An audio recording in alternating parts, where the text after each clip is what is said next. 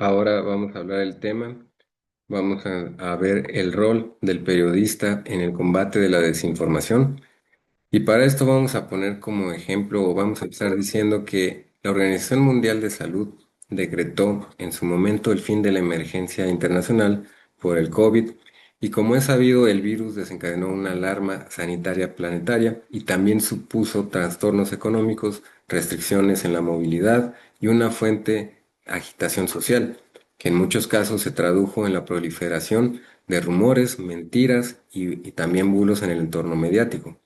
El virus no ha desaparecido y sigue circulando, pero ya no supone un riesgo para la salud de millones de personas. A pesar de esto, el número de teorías conspirativas ha crecido, y así como el número de personas que da credibilidad a este tipo de informaciones, convirtiendo el fenómeno de la desinformación en el centro de muchos debates públicos, un síntoma sin duda de que todavía siguen inmersos en una situación de conflicto en la que, como se sostenía el semiólogo Paolo Fabri, prima la elaboración de simulacros eficaces sobre la necesidad de señalar estos mismos simulacros de falsos o mentirosos. Ahora, en este sentido y siguiendo también otras lecturas de Kovac y Rosenthal, por ejemplo, para Fabri, si hoy ha cobrado relevancia el término posverdad, es porque nos encontramos en una situación conflictual estratégica en la que no se puede establecer qué es o qué deja de ser la verdad, o como argumenta Ana María Loruso, no es posible establecer un criterio de verdad objetivo porque nos encontramos inmersos en un régimen discursivo confuso derivado de la privatización de la realidad, que ha conducido a que la verdad de lo vivido prevalezca sobre la verdad de los hechos, a través de la focalización sobre la verdad de lo vivido, sobre la verdad de los sentimientos. La atención pasa del plano de los hechos al plano de la experiencia, y la experiencia es subjetiva, individual y privada. Asimismo, una privatización de la realidad es el triunfo del privado emocional, nos decía Loruso.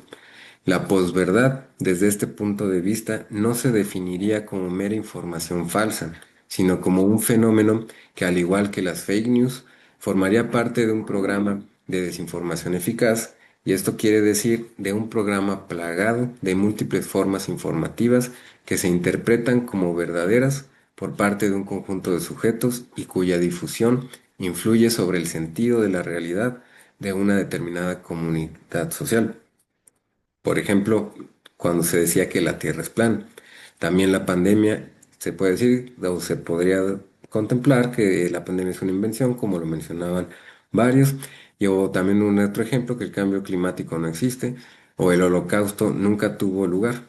Cuestiones que son todas ellas que afectan también gravemente a la labor periodística, cuya finalidad, al contrario que la propaganda, no es la de servir a los intereses de quienes quieren establecer un determinado relato sobre la realidad, sino ofrecer un servicio a la ciudadanía que, como señala buena parte de la bibliografía de Kovac y Rosenthal y Rochedra y Roman,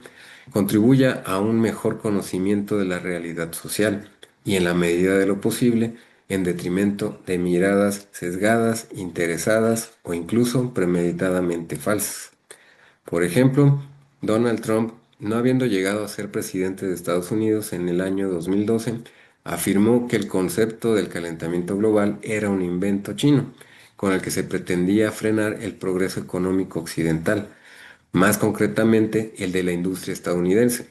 Y años después, este tipo de afirmaciones también han sido sostenidas de forma recurrente por parte de representantes de partidos políticos españoles como Vox, para quienes no hay ninguna emergencia climática ni amenaza de catástrofe total. Según sus planteamientos, la emergencia climática es una expresión alarmista recién patentada por el negocio del clima para sembrar pánico artificial, y la enésima herramienta política del globalismo para su delirante operación de control social. Fruto de la viralización de este tipo de informaciones, se ha llegado a afirmar que las sequías que padecemos son provocadas artificialmente, o que detrás de los incendios que se suceden están los promotores de la energía eólica. También en el año 2016, año en el que Trump es elegido presidente y se produce el referéndum del Brexit, el término posverdad entra de lleno en la cultura popular mediante el reconocimiento como palabra del año en el diccionario de Oxford. No en vano, ambos acontecimientos estuvieron precedidos en parte por la manipulación informativa de Wiley y Herrera, cuyo resultado fue la modificación de la intención del voto de millones de británicos y estadounidenses, siendo la responsable de ello Cambridge Analytica, una compañía encargada del tratamiento y análisis de datos obtenidos de manera irregular. Su intervención consistió en la captura ilícita de los datos de millones de ciudadanos a partir de los listados de amigos de Facebook, de cientos de miles de usuarios inicialmente contactados de manera voluntaria, que fueron absorbidos sin un consentimiento consciente de los sedientes. Y a partir de ese acceso, la compañía realizó su propia microsegmentación para enviar mensajes específicos a los votantes, y esto se vio reforzado por el funcionamiento de la propia red, que favorece la elaboración de sesgos de confirmación artificial, basados en las preferencias del usuario. Esto facilita la generación de sistemas de filtrado personalizado, así como la creación de filtros burbuja que incentivan la circulación y visionado de informaciones que confirman las creencias privadas, lo que a su vez evita la confrontación de diferentes enfoques y crea un falso efecto de estar bien informado. Se cree, con el libre acceso a la información en la red, que ya no existen intermediarios cuando en realidad son las grandes tecnologías quienes se encuentran detrás. Y sobre esta base se han elaborado varias estrategias comunicativas, por ejemplo, que han incentivado la polarización social y el fortalecimiento de la denominada extrema derecha.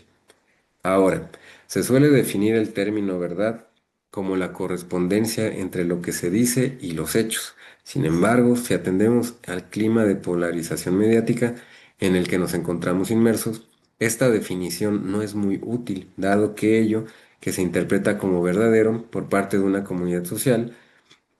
no se reduciría a la mera enunciación de unos hechos concretos por parte de un determinado enunciador.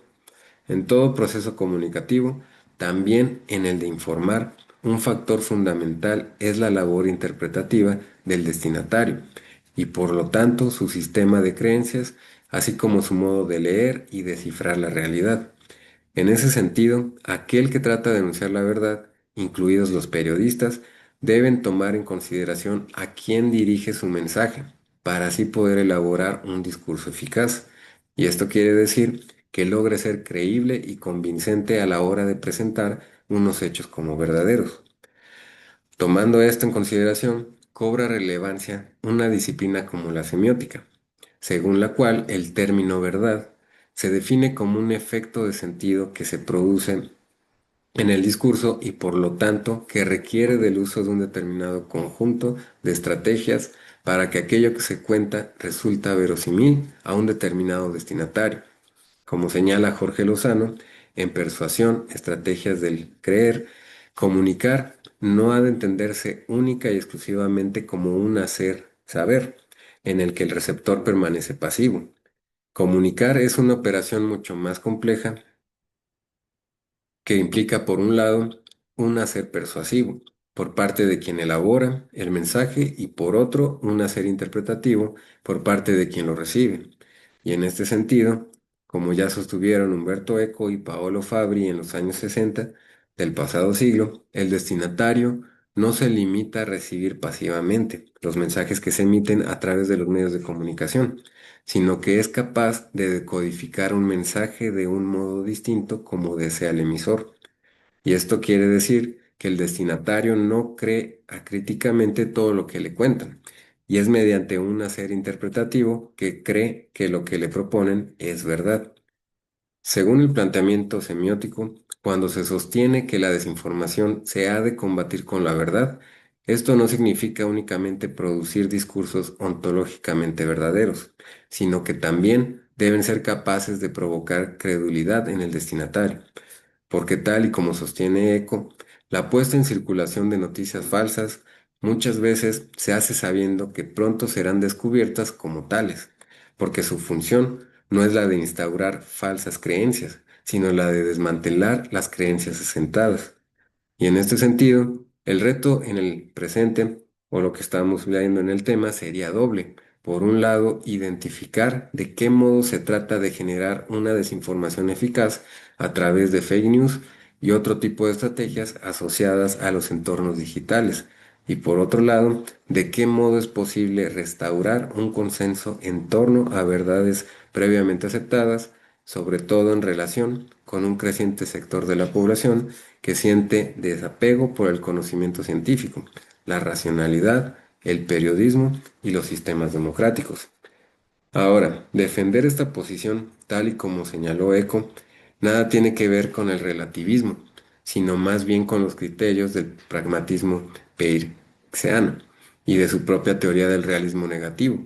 que establece que si bien la base sobre la que configuramos nuestras representaciones de la realidad puede ser equivocada, las interpretaciones que hacemos del mundo solo son posibles porque hay unos hechos que interpretar.